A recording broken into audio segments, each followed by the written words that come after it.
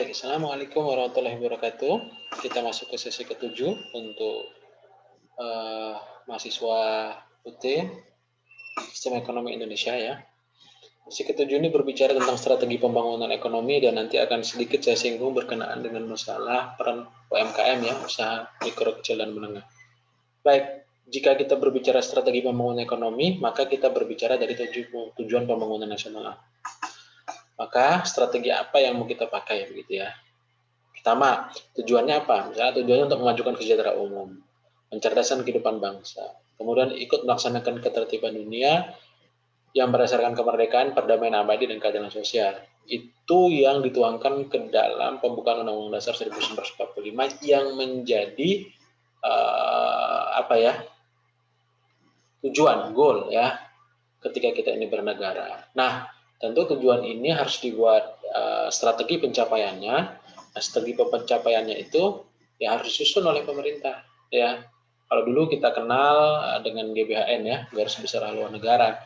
Kalau sekarang ada RPJP, ada RPJM, dan ada RKP ya, rencana ke RPG rencana jangka panjang ya. Kemudian RPJM itu jangka menengahnya, sementara RKP itu rencana kerja pemerintah ya, yang dituangkan dalam setahun yang nanti akan menjadi dasar dalam rangka penyusunan APBN ya.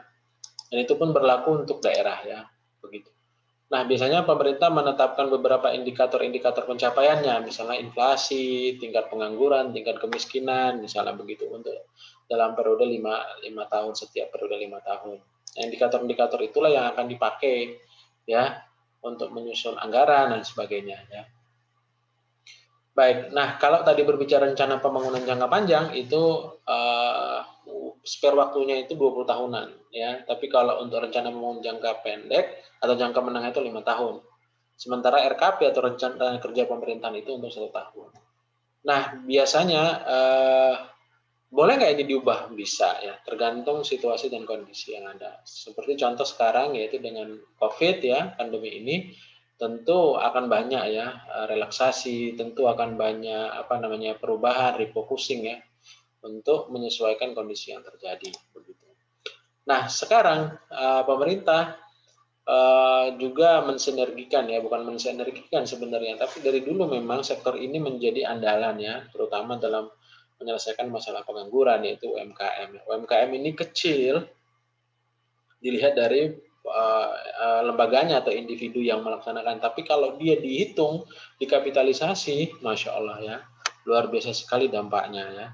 Dan UMKM ini yang kita lihat tetap bertahan dalam situasi apapun ya. Di 98 dia bertahan. Di pandemi ini juga saya kira UMKM lah yang menjadi tulang punggung ya perekonomian bangsa ini. Karena sektor yang lain hampir dipastikan itu mengalami kesulitan dan ya financial distress lah ya, kesulitan keuangan.